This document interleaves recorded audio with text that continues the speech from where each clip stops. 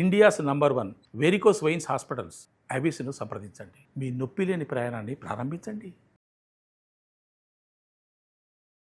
జై శ్రీరామ్. నా పేరు మాధురి. మీరు చూస్తున్నది సుమన్ టీవీ నెట్వర్క్. ఈరోజు మనతో పాటు ఉన్నారు ప్రముఖ జ్యోతిష్య వాస్తు పండితులు బ్రహ్మశ్రీ గుండెపూడి సుధీర్ శర్మ గారు. నమస్కారం గురువు గారు. జయ శ్రీరామ్. శ్రీమాత్రే నమః. శ్రీ గురుభ్యో నమః. గురుగారు, చాలా మంది దేవుడికి మొక్కుకుని ముడుపు కడుతూ ఉంటారు కదండి. అంటే కొంతమంది ఒక్కొక్కలా కడుతూ ఉంటారు, కొంతమంది ఇలానే కట్టాలి, ఇలా కడితేనే దేవుడు స్వీకరిస్తాడు అన్నట్టుగా చెప్తూ ఉంటారు, మంది రాంగ్ అన్నట్టుగా చూపిస్తూ ఉంటారు. అసలు యూనివర్సల్ గా ముడుపు అన్నది ఏ విధంగా కట్టాలంటారు? ఇక్కడ ముడుపు అంటే వెంకటేశ్వర స్వామి వారి దగ్గర నుంచి స్టార్ట్ అయింది నాన్న. మొట్టమొదటిగా ఆయన దగ్గర నుంచే స్టార్ట్ అయింది. ఇది ఇప్పుడు అందరి దేవతలకు ముడుపులు కడుతున్నారు, రకరకాలుగా చేస్తూ ఉన్నారు. కొంతమంది ఒక చిన్న పాట్ లాంటిది తీసుకొచ్చి దాంట్లో డబ్బులు పెట్టడం అనేది కొంతమంది చేస్తూ ఉంటారు. ఈ డబ్బులు మొత్తం స్వామివారి హుండీలో వేస్తా అని చెప్పి మొక్కుకోవటం, ఇలా చేస్తూ ఉంటారు. ముడుపు అంటే మొట్టమొదటిగా చెప్పాలి అంటే ఒక కార్యానికి నాందిగా చెప్పుకోవచ్చు. ఓకే స్వామి, నేను ఈ పని ప్రారంభిస్తున్నాను, ఈ పని పూర్తి అయ్యారా నువ్వు చూడు. ఆ ముడుపు ఏ దేవుణ్ణైతే మనం భావించి కడుతున్నామో ఆ ముడిపే ఆ భగవంతుడు అనుకోవాలి. ముడిపే భగవంతుడు. ఓకే, అనేది చాలా పవిత్రంగా ఉండాలి. ఏదో మనం తీసుకొచ్చి ఓ పక్కన పెట్టేసి ఇవి ఇస్తామంటే అది కానుక. కానుక వేరు, ముడుపు వేరు కదా. ఇక్కడ ముడుపు కట్టేటువంటి విధానం చాలామంది చాలా రకాలు చేస్తుంటారు. కానీ మనం ఏదైతే మొక్కుంటామో ఒక భగవంతుడికి ముడుపు ఎందుకు కడతాం ముఖ్యంగా అంటే భగవంతుడిగా మనం భావిస్తూ ఉంటాం ఆ ముడుపుని. దాంతో పాటుగా అది చూసినప్పుడల్లా ఆయన మొక్కున్నటువంటి మొక్కు గుర్తుకు రావాలి తప్పనిసరిగా. కొంతమంది పోతారు, వెళ్తారు దేవాలయంలో, స్వామి నాకు కనుక ఇల్లు కనుక్కుంటే నీకు బంగారు కళ చేస్తాను స్వామి, కిరీటం చేస్తాను స్వామి అంటాడు. ఇంకో చోట పోయి ఇంకో అమ్మవారికి మొక్కుంటాడు, ఇంకో చోట పోయి ఇంకో స్వామి వారికి మొక్కుంటాడు. ఎన్ని చోట్ల ఇస్తాడు? తర్వాత గుర్తుండవు కూడా కొన్ని చేయరు. నిజంగా అలాంటివి కూడా జాతకాల్లో కొన్ని కనపడుతుంటాయి తప్పనిసరిగా. ఏదైతే మనం పూర్వీకులు కావచ్చు ఏదైనా మొక్కుని మనం వాటిని చెల్లించకుండా ఉండడం అనేది కూడా ఇప్పుడు నిజంగానే ఆయన అడగలేదు మనల్ని ఇవ్వమని. 1000 రూపాయలు ఇస్తావా, బంగారు కిరీటం ఇస్తావా, లేదంటే బంగారు నాణాలు ఇస్తావా, ఇవన్నీ ఆయన ఏం అడగల. మనంతట మనం మనస్ఫూర్తిగా స్వామివారికి ఇవ్వాలని, మనకి ఏదైనా కలిగితే ఇవ్వాలన్న భావంతో మనం కడుతూ ఉన్నాం. అలాంటిది ఇవ్వకపోవడం కూడా తప్పే కదా మరి. కానీ అంటే దానికంటూ ప్రత్యేకంగా ఈ విధంగా మనం దేవుడికి మన కోరికలు విన్నవించుకుంటున్నాము అన్నది కాకుండా నార్మల్గా వెళ్ళి నాకు ఇది అయితే ఇది అయిపోతుంది, ఇది నేను నీకు చేయిస్తాను అన్నది కూడా అక్కడ రికార్డ్ అయిపోయినట్టే అంటారా దేవుడి దగ్గర? మాట ఇచ్చినట్టే కదా. మనిషికి మాటిస్తేనే తప్పకూడదు అన్నప్పుడు భగవంతుడికి మాటిస్తే ఎట్లా తప్పుతాం? వేసుకుని ఉంటాము అనిపిస్తుంది కదా. వెళ్ళిన చోటల్లా మనం ఏదో మొక్కుంటాం, ఈ పని అయిపోతే ఇది చేస్తాం ఇది చేస్తాం. అవునండి. ఒక మాట చెప్పానంటే నా జీవితంలో ఒక అమ్మాయి పరిచయం అయింది నాన్న ఇటీవల, ఒక 5 సంవత్సరాల క్రితం. అసలు నా కులానికి సంబంధం లేదు, నాకు పరిచయం అయింది. నా జీవితంలో ఒక భాగం అయిపోయింది. ఎలా అంటే నా సొంత చెల్లెల కంటే ఎక్కువగా తయారైంది. నాకు అన్న అని పిలుస్తుంటుంది. నా జీవితాన్ని మార్చినటువంటి అమ్మాయి.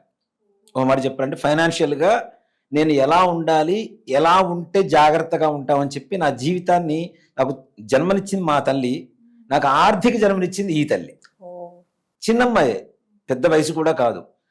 కానీ ఆ అమ్మాయికి కొన్ని కష్టాలు ఉన్నప్పుడు నేను దేవాలయానికి వెళ్ళినప్పుడు మొక్కునేవాడిని తప్పనిసరిగా. నేను అమ్మాయిని పిలవడం కూడా కన్నమ్మ అని పిలుస్తాను నేను. కానీ నా ఫోన్లో కూడా అట్లానే ఫీడ్ అయి ఉంటుంది ఇప్పటికీ. ఇట్లా ఆమెకి ఈ కష్టం ఉంది. నేను వెంకటేశ్వర స్వామి దగ్గర గట్టిగా తిరుపతి వెళ్ళినప్పుడు అమ్మాయి గురించి ఏదన్నా అనుకుంటే తప్పనిసరిగా పని అయిపోతుంది నాకు వెంటనే. అట్లా వెళ్ళి స్వామి ఇట్లా నాకు ఇట్లా ఉంది, మా కన్నమ్మకి నన్ను ఇంత బాగు చేసింది, సో తను కూడా సుఖంగా ఉండాలి, అమ్మాయికి ఈ కష్టం తీరిపోవాలని కోరుకుంటే వెంటనే తీరిపోయేది. ఆ తర్వాత మళ్ళీ వెంటనే నిజంగా అలా 4 సార్లు నేను వెంట్రుకలు ఇచ్చాను అమ్మాయి కోసం.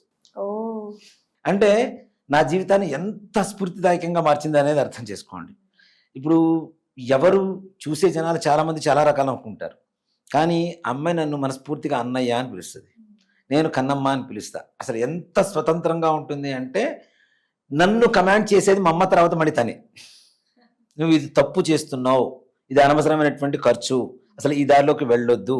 నేను ఇవాళ రోజున దేవాలయం కట్టాలన్న సంకల్పం కూడా అమ్మాయి ద్వారానే వచ్చింది. అమ్మాయి చెప్పింది, నువ్వు ఇన్ని చేస్తున్నావు కదా, గుడి కట్టించు బాగుంటుంది, జీవితం మొత్తానికి ఒక పరమార్థం ఉంటుంది అని కూడా తనే సలహా ఇచ్చింది. ఆ సమయంలోనే స్థలం కొనడం, దేవాలయం కట్టించడం ఇవంతా కూడా జరిగింది. సో అంటే అమ్మవారి దేవాలయ నిర్మాణానికి కూడా నాంది అమ్మాయి దగ్గర. అమ్మాయి బాగుండాలని కోరుకోవడంలో తప్పులేదుగా. మా సొంత చెల్లి అనుకున్నా, తల్లి అనుకున్నా, కూతురు అనుకున్నా, ఎలా అనుకున్నా నాకు చాలా మంచి ఇది ఉంది. అలా జరిగినప్పుడల్లా నేను వెళ్ళి తప్పనిసరిగా ఏదైతే మొక్కుంటానో అది తీర్చి వచ్చేవాడిని. మళ్ళీ తర్వాత ఇంకేదైనా కావాలని కోరుకున్నా కూడా వెంకటేశ్వర స్వామి తప్పనిసరిగా పనిచేసి పెట్టేవాడు. అంత ఇదిగా ఉండేది. ఇక్కడ మనం ఏదైతే కోరుకుంటున్నామో అది భగవంతుడు ఇచ్చినప్పుడు భగవంతుడికి ఇస్తామన్న మాట మనం ఇచ్చి తప్పడం కూడా తప్పే కదా, మహాపొరపాటు కదా కదా. మన స్వామి ఇప్పుడు తిరుపతి వెంకటేశ్వర స్వామి దేవాలయాన్ని కొన్ని కోట్ల మంది దర్శనం చేసుకునేటప్పుడు ఆ కోట్ల మందిలో నన్ను గుర్తు పెట్టుకొని నేను చెప్పుకున్న సంకల్పాన్ని ఆయన విని ఆ పనిని పూర్తి చేసి పెట్టాడు అంటే దాని కృతజ్ఞతా భావం మనకు ఉండాలిగా. కృతజ్ఞత అంటే ఆయన ఏదో గొప్పగా అడగల, మనం ఇస్తామన్నదే తీసుకుంటా అంటున్నాడు. అది కూడా ఇవ్వకపోతే పాపమే కదా కదా. ఆయన అడిగేది ఏంటి, గట్టిగా కోట్ల డబ్బులు అడగడు, కేశాలు మాత్రమే. కేశాలు కూడా ఏంటి మనకి నిజంగా చెప్పాలి అంటే ఈ తల నీలాలు ఇవ్వడానికి కూడా కారణం అదే నాన్న. పుణ్యం ఎప్పుడూ కూడాను పాదాల్లోకి వస్తుంది, బొటన వేళ్లలోకి వస్తుంది. మనం చేసే పుణ్యం అంతా కూడా చూడండి, పీఠాధిపతులను ఎవరిని ముట్టుకొనివ్వరు, స్వామీజీల్ని ముట్టుకొనివ్వరు. అందులోనూ బొటన వేళ్ళు ఏ ఉపాసనాపరులు కూడా ముట్టుకొనివ్వరు. అంటే వాడు ఉపాసన చేసేటువంటి బలమంతా కూడా బొటన వేళ్లలోకి వస్తుంది. అలాగే పాపం అంతా ఎక్కడికి వస్తుందంటే శిరోజాలకు వస్తుంది. భగవంతుడు అక్కడ శిరోజారు కోరుకుంటున్నది కూడా నీ పాపాన్ని తీసేయడానికే. పాపం చేసేది ఎంతో మెదడుతోనే కదా, మైండ్తోనే కదా. మరి ఈ మెదడును అంటుకొని ఉన్నవే కదా వెంట్రుకలన్నీ కూడా.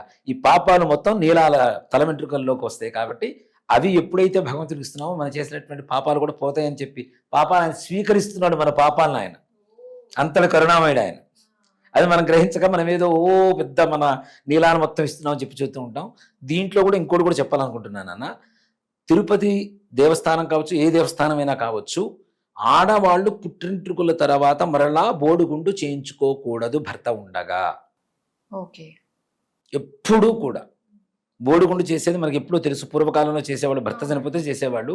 కాబట్టి ఎంత మొక్కున్నా సరే, మొక్కులు ఇలా మొక్కకండి ఆడవాళ్ళు దయచేసి బోడిగుండు చేయించుకుంటానని ఇలాంటివి తప్పు. పుణ్యస్త్రీగా ఉన్నప్పుడు తప్పనిసరిగా అలాంటివి చేయకూడదు. కాబట్టి 3 కత్తెరలు అంటాం కదా, ఆ 3 కత్తెరలు 3 చోట్ల తీసేసి 3 కత్తెరలు ఇస్తారు. అవి వచ్చు కానీ ఆడవాళ్ళు పొరపాటున కూడా సంపూర్ణమైనటువంటి వపనం అనేటువంటిది చేయించుకోకూడదు అనేటువంటిది శాస్త్రం చెబుతుంది. అది గుర్తుపెట్టుకోండి దయచేసి. ఇప్పుడు చాలా మంది మనం తిరుపతి పోతే చూస్తూ ఉంటాం. అవి చూసినప్పుడల్లా అనిపిస్తుంటుంది, అబ్బా ఎందుకబ్బా ఇట్లా చేయించుకున్నారు అని బాధేస్తూ ఉంటుంది. అది కరెక్ట్ కాదు. 3 కత్తెరలు ఇవ్వండి, చక్కగా స్వామివారి ముడుపు చెల్లిపోతుంది. అలాగే కొంతమంది పుట్టెంట్రుకలు మొక్కుంటారు, మన స్వామి దగ్గర తీస్తామని వెళ్ళటం కుదరదు. అలాంటివి కూడా ముడుపు కట్టొచ్చు. పిల్లలు పుట్టారు, పుట్టెంట్రుకలు తీయించాలి, మేము తిరుపతిలో తీస్తామని మొక్కుంటాం, ఆనవాయితీ అనుకుందాం, మొక్కోవటం అనుకోదాం. కానీ అంత దూరం వెళ్ళలేనప్పుడు కూడా అవి కూడా ముడుపు కట్టే విధానంలో దీంట్లోనే చెప్తాను నేను మీకు. ముడుపు కట్టే విధానం కూడా ప్రధానంగా చాలా పవిత్రంగా స్నానం చేసిన తర్వాత మంచిగా ఉతికిన బట్టలు కట్టుకొని స్వామివారికి పూజ చేసుకొని ఇంట్లో దీపారాధన చేసుకొని చిన్న వైట్ కలర్ క్లాతులు మనకు దొరుకుతుంటాయి. అవి పసుపు నీళ్ళల్లో ముంచి ఆరవేయండి. క్లాత్ని ఆరవేసి చక్కగా దాంట్లో మీరు అనుకున్న డబ్బులు కావచ్చు, ఇలాగే తల నీలాలు ఉంటాయి కదా, ఆ నీలాలు మొత్తం కూడా తీసేసి పుట్టింట్రుకలు తీసినప్పుడు అవి మొత్తం ఇట్లానే ఎల్లో కలర్ క్లాత్ తీసుకొని మూట కట్టేసి పైన పెట్టేసుకోండి. వెళ్ళినప్పుడు అక్కడ కళ్యాణ కట్టలో సమర్పించండి. వెళ్ళలేనటువంటి సమయంలో, వెళ్ళగలిగితే వెళ్ళొచ్చు, వెళ్ళలేనటువంటి సమయంలో ఇలా తీసుకెళ్ళి అక్కడ కళ్యాణ కట్టలో ఇచ్చేసి రావచ్చు. అది కూడా స్వామివారికి చెందుతుంది. అంతవరకు ఆ పుట్టింటికి మనం ఒక్కడ కూడా బయటకు పోనీయకుండా మొత్తం టవల్ వేసి చేయిస్తున్నాం కదా, దాంట్లో మూట కడుతున్నాం కదా, ఆ మూట కట్టి మొత్తం స్వామివారికి ఇస్తున్నాం కదా, దాంట్లో ఒక్కటి కూడా మనం ఇది మిస్ అవ్వట్లేదు కదా. కాబట్టి అది కూడా స్వామివారికి చెందుతుంది. పుట్టింటికలు చేయడంలో ఆ విధానం కూడా అవలంబించవచ్చు. ఈ ముడుపు కట్టాలంటే తప్పనిసరిగా ఈ విధంగా పసుపు బట్టలు కట్టిన తర్వాత దానికి చక్కగా గంధం బొట్టు పెట్టి, కుంకుమ బొట్టు పెట్టి, దేవుడి దగ్గర ఏ దేవుడి కోసం అయితే మనం మొక్కున్నామో ఆ దేవుడి పటం ముందు పెట్టి ప్రతి నిత్యం దాని మీద ఒక పుష్పం పెడుతూ ఉండండి. తప్పనిసరిగా మనం పుష్పం పెడుతున్నప్పుడల్లా మనకు గుర్తుంటూ ఉంటుంది. తప్పనిసరిగా స్వామివారి మొక్కుంది, తీర్చుకోవాలి, వెళ్ళాలి అన్న ఆలోచన ఉంటుంది. తప్పనిసరిగా తీర్చుకోవచ్చు. ఆ విధంగా పవిత్రంగా ముడుపు కట్టాలి. కానీ ఎలా పెడితే అలా కట్టడం మనం అనుకున్నాం కదా. ఇప్పుడు కొంతమంది ఉంటారు హాస్పిటల్లో ఉన్నప్పుడు ముడుపు కడుతుంటారు, ఆపద్ధర్మం అంటారు దాన్ని. అలాంటి సమయాల్లో మరీ మృత్యువుతో పోరాడేటువంటి సమయాల్లో తప్పు లేదు. కానీ మామూలుగా కట్టేటువంటి ముడుపు మాత్రం చాలా పవిత్రంగా స్నానం చేసిన తర్వాత ఉతికిన బట్టలు కట్టుకొని దేవుడికి పూజ చేసుకొని దీపారాధన చేసుకొని పూజ చేసుకున్న తర్వాత చక్కగా ముడుపు కట్టి ఆ ముడుపును అక్కడే పెట్టండి. రోజు ఒక పుష్పం పెడుతూ ఉండండి. మీ పని అనుకున్న పని మొత్తం పూర్తయిన తర్వాత చక్కగా తీసుకెళ్ళి స్వామివారి హుండీలో వేసేయండి. అంటే ఇప్పుడు నేను అనుకున్నది కావాలి, ఇల్లు కావాలి అనుకున్నప్పుడు అలాంటి వాళ్ళు ముడుపు కట్టాలనుకున్నప్పుడు ఏ విధంగా కట్టుకోవచ్చు అంటారు? నిజంగా మాట చెప్పాలంటే నాన్న, అలాంటివి ముడుపు కట్టాలి అంటే సింపుల్ చెప్తాను నేను. ఇల్లు కట్టుకోవడానికి, సొంత ఇల్లు కల నెరవేరడానికి అది వేరే చెప్తాను నేను మీకు. మామూలు ముడుపులు కట్టేది డబ్బులే కడుతూ ఉంటాం ఎవరు కట్టినా కూడా. కొంతమంది కొబ్బరికాయ ఇవన్నీ కూడా వేస్తూ ఉంటారండి ముడుపులో. ఇక్కడ అదే చెప్తాను నాన్న, అది ముడుపులో కట్టకూడదు. పీచు తీసిన కొబ్బరికాయ ఉంటుంది కదా, అది ఒక రెడ్ కలర్ క్లాత్లో పెట్టేసి దానికి కూడా అట్లానే చక్కగా బొట్టు పెట్టి ప్రతినిత్యం దాని మీద కూడా మీ సంకల్పంతో ఒక పుష్పం పెడుతూ ఉండండి. ఇప్పుడు ముడుపు మీద కూడా మనం దేనికోసం అయితే ముడుపు కట్టామో ఆ సంకల్పాన్ని ప్రతిరోజు నెరవేర్చుకుంటూ ఉంటే దీని మీనింగ్ ఏంటి? ప్రతిరోజు స్వామివారికి మన సంకల్పాన్ని విన్నవించుకుంటున్నాం. ముడుపే భగవంతులని చెబుతున్నాను కదా, భగవత్ స్వరూపం అని. కాబట్టి ఆ స్వామి వారికి విన్నవించుకుంటున్నాం కాబట్టి ఇన్ని రోజులు ఒక్కసారైనా ఆయన చెవిలో పడుతుంది, గ్యారెంటీ మన పని అవుతుంది. ఓకే. ఇన్ని రోజుల్లో ఈ కొబ్బరికాయ కట్టినప్పుడు ఏం చేస్తారంటే వాటిని చాలా మంది కూడా ఎర్రగుడ్డలో కట్టేసి దాని మీద చిన్న పుష్పం పెట్టి పూజ చేస్తుంటారు. అలాంటివి నీళ్లల్లో వేయాలి కానీ కొబ్బరికాయలు తీసుకెళ్ళి ఇట్లా దేవాలయాల్లో హుండీల్లో వేసేటువంటి పరిస్థితులు ఎక్కడా లేదు. పూర్వకాలంలో కూడా ఇదే పని చేసేవాళ్ళు. మా గురుగారు ఒక ఆయన ఉన్నారు, ఆయన ఏం చేసేవారంటే సంకల్పం ఏదైతే దేనికోసం అయితే ఆయన ఆరాధించే దేవుణ్ణి సంకల్పం చేసుకొని మంత్రాన్ని జపించి కొబ్బరికాయ ఇచ్చేవాడు. ఇచ్చేసి ఈ కొబ్బరికాయ తీసుకెళ్ళి రోజు దాని మీద ఒక పుష్పం పెడుతుంటారు, 2 అక్షతలు వేసి నమస్కారం చేసుకోరా అని సంకల్పం చెప్పని చెప్పేవారు. అయిన తర్వాత ఏం చేయాలి అంటే ఎక్కడ నీళ్లలో వేసేసిరా. ఇన్ని రోజులు అంటే కొబ్బరికాయ ఆటోమేటిక్గా లోపల వాటర్ అంతా ఎండిపోతుంది కదా, అలాంటి కొబ్బరికాయ దేవుడి దగ్గర కొట్టలేం కదా. పీచు తీయకుండా ఉన్నటువంటి కొబ్బరికాయ పెడతాం మనం, అక్కడ పీచుతో ఉన్న కొబ్బరికాయ పెడతాం మనం కదా. ఆ కొబ్బరికాయ తీసుకెళ్ళి నీళ్లలో వేసిరమ్మని చెప్తారు. అలాంటి ముడుపులు నీళ్లలో వేయాలి. ఏదైనా దానం, బంగారం ఇట్లాంటివి ఏదైనా ఉంటే స్వామి వారికి సమర్పించుకునే పరిస్థితులు మనం చేసుకోవాలి తప్పనిసరి. ఓకే గురుగారు, ముడుపు ఎలా కట్టాలనే విషయాలు మాకు తెలియజేసినందుకు ధన్యవాదాలు. శ్రీమాత్రే నమః. శ్రీ గురుభ్యో నమః.